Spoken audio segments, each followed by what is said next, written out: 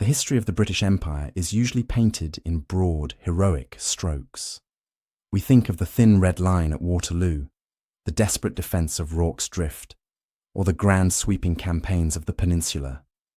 We picture ranks of disciplined soldiers standing shoulder to shoulder, muskets levelled, facing a defined enemy on a defined field of battle. But there is another story, a darker chapter that was written not on the open plains of Europe or the dusty veldt of Africa, but in the claustrophobic, sun-scorched scrub of the Australian continent. This is a story that for over a century was deliberately written out of the history books, hidden behind the euphemisms of settlement and dispersal. It is the story of the British Army's longest, strangest, and perhaps most forgotten war. To understand this conflict, you have to strip away the modern image of Australia as a land of beaches and barbecues. You have to go back to the late 18th and early 19th centuries. Imagine the sensory shock for a young private recruited from the damp green slums of London or the misty highlands of Scotland. After a grueling sea voyage that could last half a year, he is dumped onto a shore that looks like nothing else on earth. The trees do not shed their leaves. They shed their bark. The animals defy categorization, hopping instead of running. The seasons are inverted, and the silence of the vast bushland is heavy, broken only by the screech of parrots or the drone of cicadas. In this alien landscape, the British soldier stands out with a perilous vibrancy. He is wearing the iconic wool tunic of the British regular, dyed in madder red. It is a uniform designed for the green fields of Europe, intended to help commanders identify their troops through the smoke of black powder. But here, against the muted greys, olives and browns of the eucalyptus forest, that red coat is not a badge of honour. It is a target. It screams his presence to an enemy he cannot see, an enemy who can move through the dry undergrowth without snapping a twig.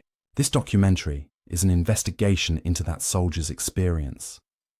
We are going to dig into the regimental records, the governor's dispatches, and the oral histories of the First Nations people to reconstruct a military campaign that spanned nearly 100 years. This was not a police action. It was not merely a series of unfortunate skirmishes between farmers and locals. It was a war. It involved the deployment of over 25 different infantry regiments of the British line, including the 3rd, the 17th, the 40th, and the 99th Regiments of Foot.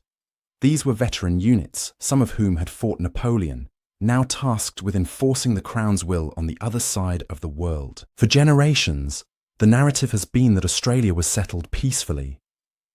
The legal doctrine of terra nullius, or nobody's land, claimed that the continent was empty of ownership, waiting for the British to simply walk in and plant the flag. But the reality on the ground was violently different. As the colony expanded outward from Sydney Cove, pushing into the hunting grounds of the Eora, the Darawal, and the Wiradjuri nations, the British encountered organised, determined resistance. The Empire responded the only way it knew how. It militarised the frontier. We tend to remember the Redcoats in Australia as prison guards, standing bored sentry duty over chain gangs of convicts. And while that was part of their role, it was not the whole story. As the frontier pushed west, the Redcoats became the spearhead of invasion. They were sent to garrison remote outposts, to protect the rapidly expanding wool industry, and to conduct punitive expeditions against indigenous tribes deemed hostile to the Crown. This series will challenge the comfortable myth of the peaceful pioneer. We will see that the pastoral expansion of Australia was a military operation paid for with the blood of soldiers and the devastation of the world's oldest living culture. We will walk the ground of forgotten battlefields where muskets clashed with spears, and where the discipline of the British square met the guerrilla tactics of the bush. We will uncover the story of the redcoat in the bush, a soldier fighting a war he didn't understand, for a prize he would never own, against an enemy he could rarely find. This is the history of the war on Australia's frontier. To the commanders sitting in the cool stone barracks of Sydney or Hobart, the strategic situation seemed deceptively simple. They were the masters of the most powerful military machine on the planet, They had defeated the armies of India, they had humbled the French, and they possessed the logistical might of the Royal Navy. Against this, they faced an opponent with no standing army, no gunpowder, no iron, and no central government. On paper, it should have been a rout. It should have been a brief police action to disperse a few unruly natives before the business of empire building could continue. But war is never fought on paper. It is fought on the ground. And on this ground, the British advantage evaporated. The indigenous nations of Australia, the Eora, the Dharawal, the Wiradjuri, and hundreds of others, were not a disorganized rabble. They were the inheritors of a warrior tradition honed over tens of thousands of years. They knew every rock, every creek bed, and every ridgeline of their country. They understood the rhythms of the land, the movement of birds that signaled an intruder, and the way sound carried through the valleys. The British soldier was trained to fight in a specific way. He was a cog in a machine designed to deliver massed volleys of fire against a visible enemy formation. He was drilled to stand his ground, to load, present, and fire on command, trusting that the man next to him would do the same. But in the Australian bush, there were no enemy formations. There were no lines to break. The enemy simply did not exist in the way the British understood warfare. Early colonial accounts are filled with a specific kind of frustration and dread. Officers would report marching their men for days in pursuit of a raiding party, dragging their heavy equipment through steep ravines and tangled undergrowth, only to find nothing. They would burn a few empty huts in retaliation and turn back, only to be attacked on the return journey. Spears would fly from the darkness of the tree line, striking with terrifying accuracy and force. By the time the soldiers had wheeled around and levelled their muskets, the bush was silent again. The indigenous resistance leaders quickly identified the weaknesses of the European invaders. Men like Pemulwuy of the Eora people became legends, not just among their own people, but among the fearful settlers. In the 1790s, Pemulwuy led a campaign that can only be described as guerrilla warfare. He targeted the economic lifeblood of the colony.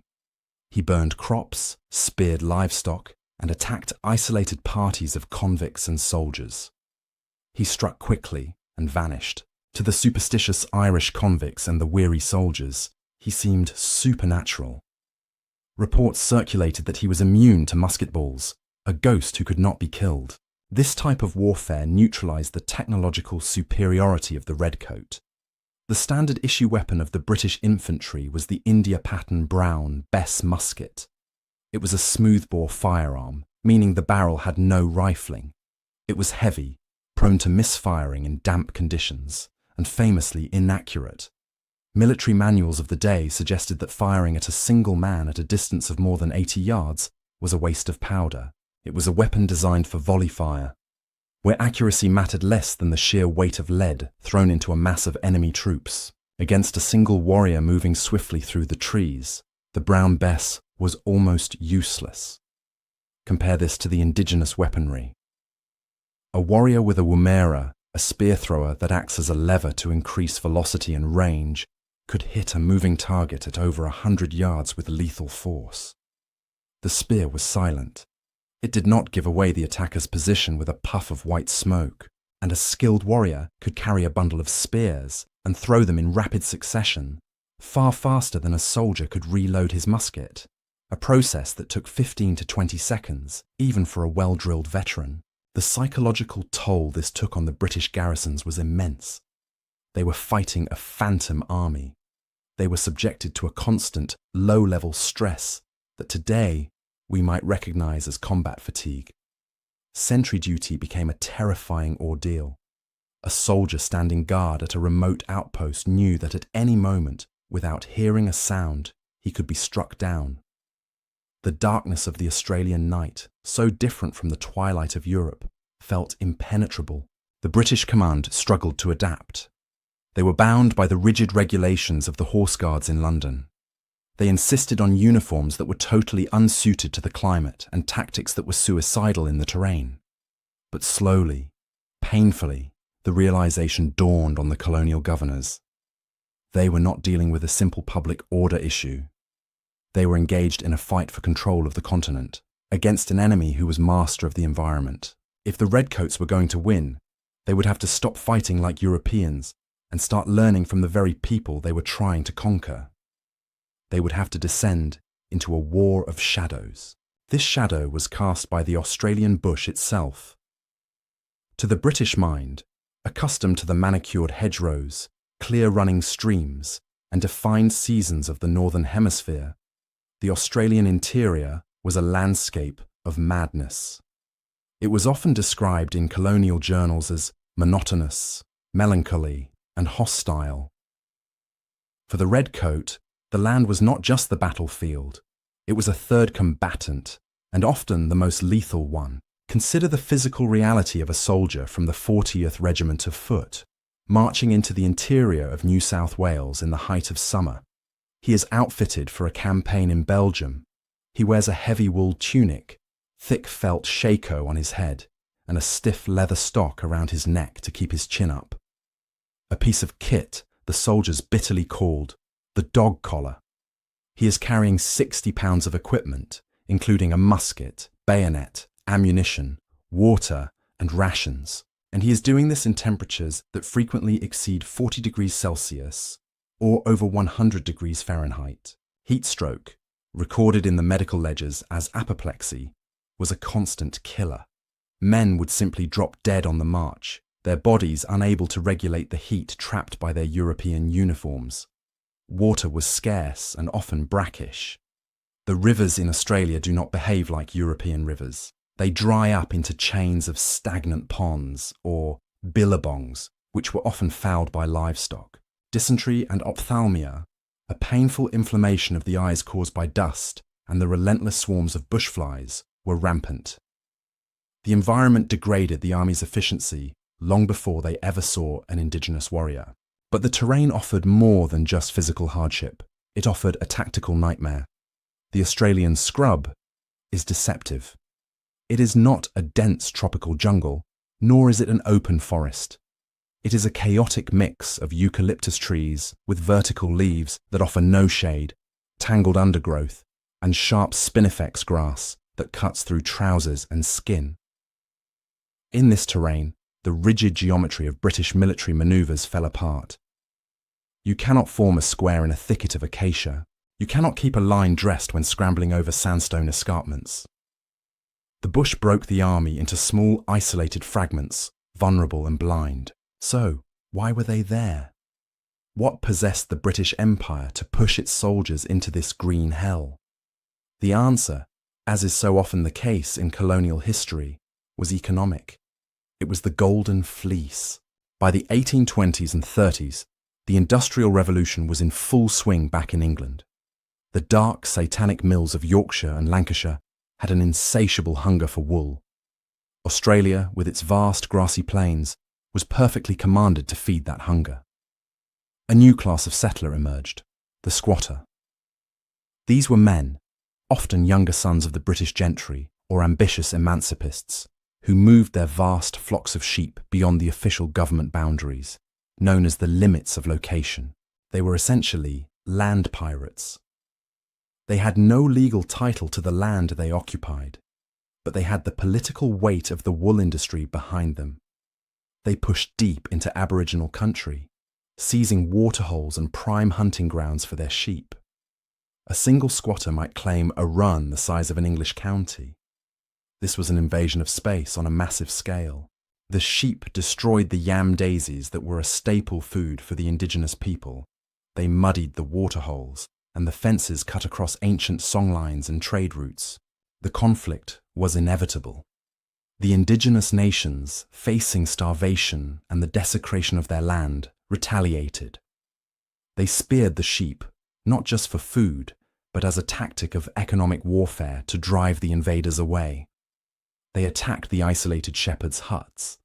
The squatters, in turn, demanded protection. They petitioned the governor, using their influence in London to demand that the king's troops defend their stolen assets. And so, the British Army found itself in a compromising and contradictory role. They were the enforcers of an unauthorized expansion. The governors often railed against the greed of the squatters, knowing that their rapacious land grabbing was causing the violence, yet they were compelled to send the Redcoats to protect them. The soldiers became the private security force for the wool barons. They were dispatched to remote outposts, tiny specks of imperial red in a sea of grey-green, tasked with holding the line against a people fighting for their very survival. The motive was profit, the method was brute force, and the result was a spiral of violence that would consume the frontier for decades. By 1824, the tension in the interior had reached a breaking point. The Wiradjuri nation, whose lands lay west of the Blue Mountains in what is now central New South Wales, faced an existential threat. The settlers were pouring into the Bathurst plains, their cattle and sheep trampling the delicate ecosystem that supported the Wiradjuri way of life. But unlike the scattered resistance of earlier years, the Wiradjuri response was organised, tactical, and devastating. They were led by a man named Windradyne. He is one of the great resistance leaders of history, though his name is barely known outside of Australia. Windradyne was not just a warrior, he was a diplomat and a strategist.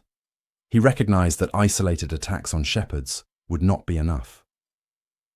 To stop the invasion, he needed to strike at the settlers' sense of security. He organised coordinated raids on homesteads, burning buildings and driving off livestock, but often sparing the lives of those who had not committed specific crimes against his people. He was sending a message. This land is ours, and you are here on our sufferance. The settlers, terrified and outraged, demanded the government act.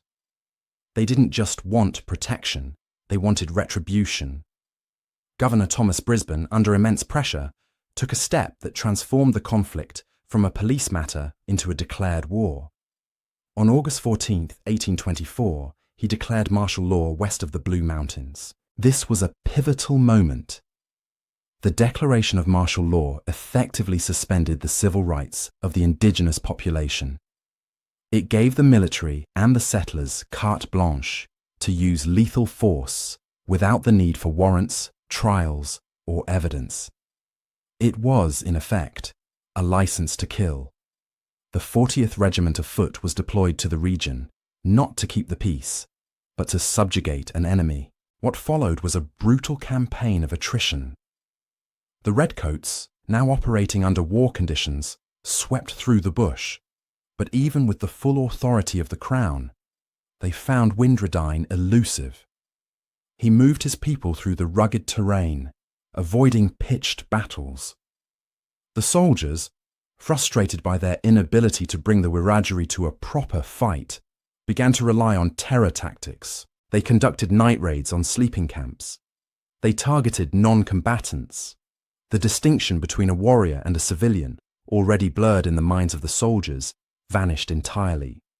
One particular engagement highlights the savage nature of this phase of the war. A detachment of the 40th Regiment, acting on intelligence, surprised a group of Wiradjuri near the Bells Falls Gorge. Accounts of what happened next vary, but oral histories and settler diaries suggest a massacre where women and children were driven over the cliff edge to their deaths. Despite the brutality, the military campaign struggled to achieve a decisive victory. Windradyne remained at large, a symbol of defiance. It wasn't until late in 1824 that he decided to end the bloodshed. In a remarkable display of courage, he walked into the town of Parramatta, over 100 miles away, to meet the governor. He marched at the head of his warriors, wearing a hat with a sign that read, "Peace," stuck into the brim. He had not been defeated in battle. He had chosen to negotiate to save his people from annihilation. The Bathurst War was a turning point. It proved that the British Army could not easily suppress indigenous resistance through conventional means. But it also established a grim precedent. The government had shown it was willing to suspend the rule of law and unleash the full force of the military to secure the frontier.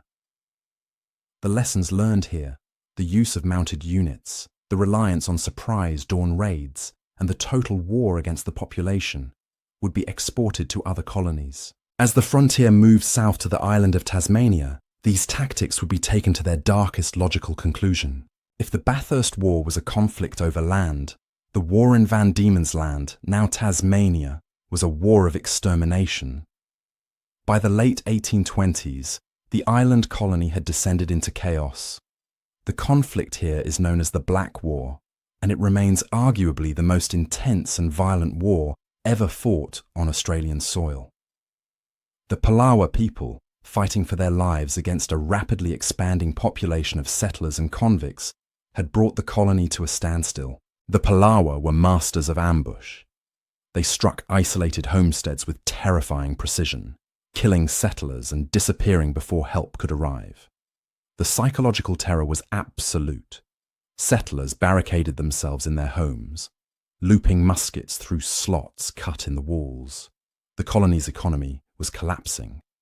The governor, George Arthur, a veteran of the Napoleonic Wars, realized that the piecemeal approach of sending out patrols was failing.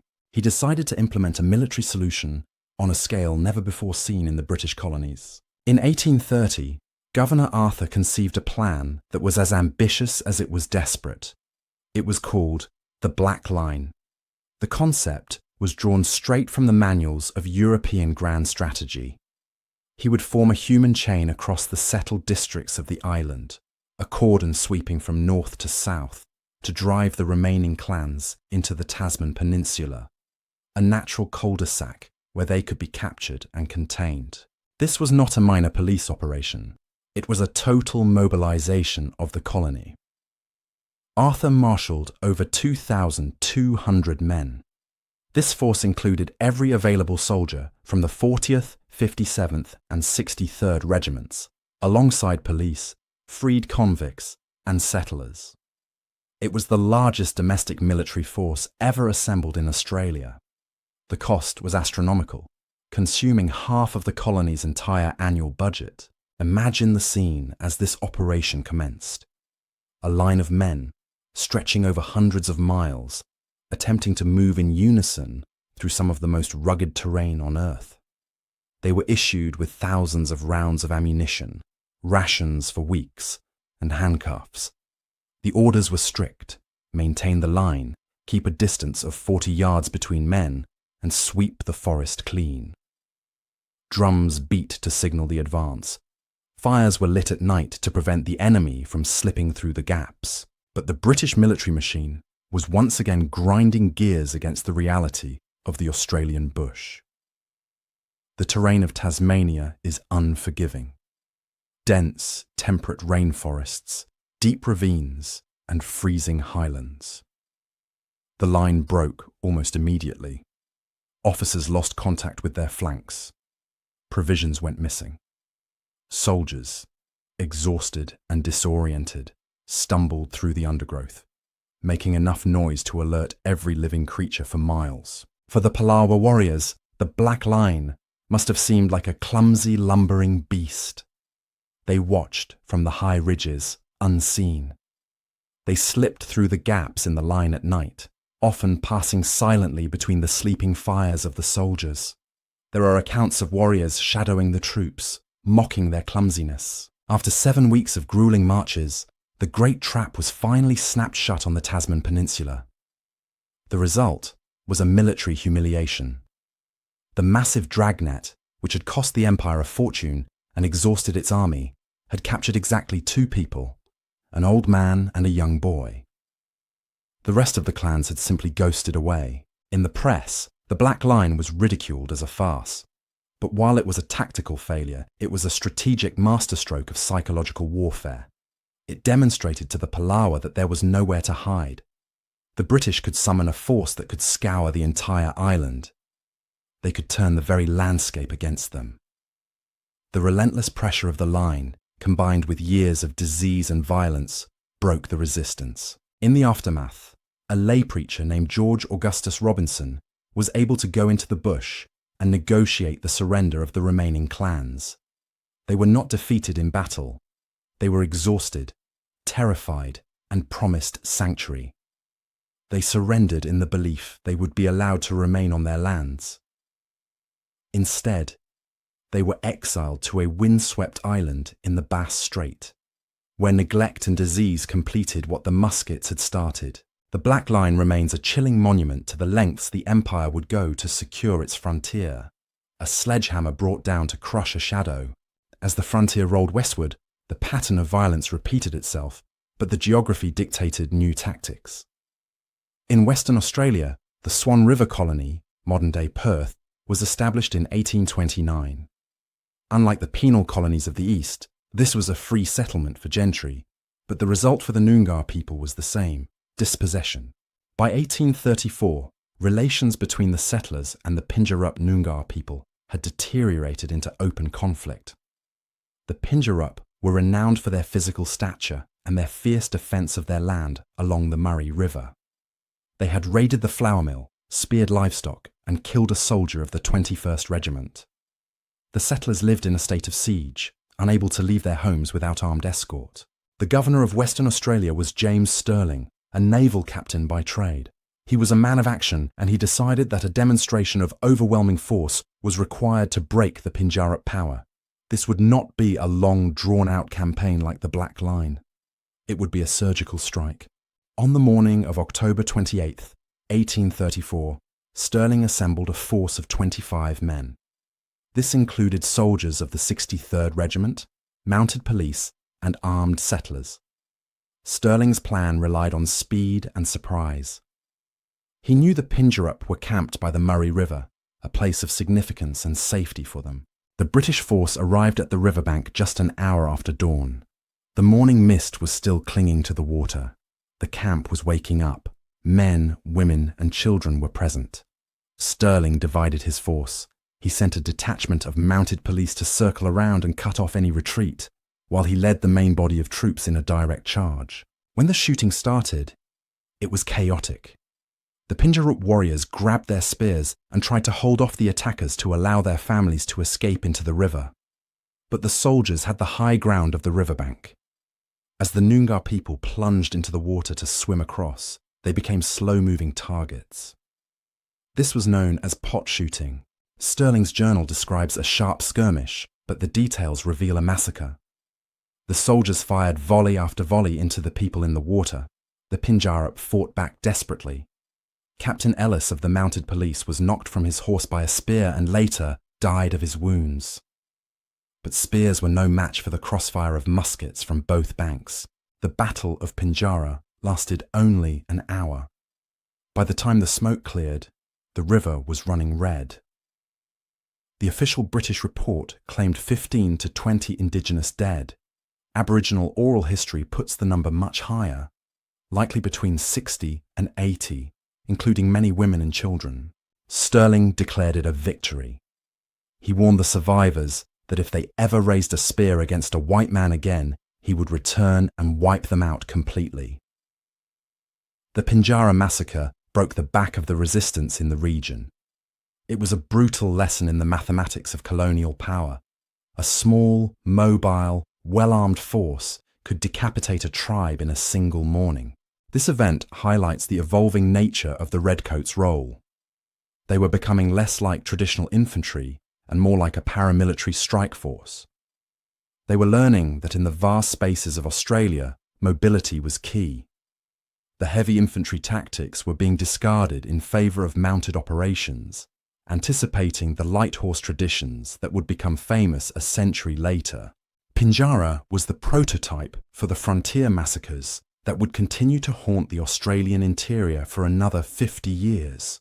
By the mid-19th century, the mood in London was changing. The British Empire was looking at its balance sheets and frowning. The cost of maintaining thousands of regular troops in the Australian colonies was exorbitant. Furthermore, the nature of the enemy had shifted. The great nations of the southeast had been broken or dispersed. The frontier was moving north into Queensland and the vast, arid interior. This was country even more hostile than the forests of Tasmania, and it required a different kind of soldier. In 1870, the final detachment of the British Army marched to the docks in Sydney, boarded their ships, and sailed for home. The Redcoats were gone. But the war was not over.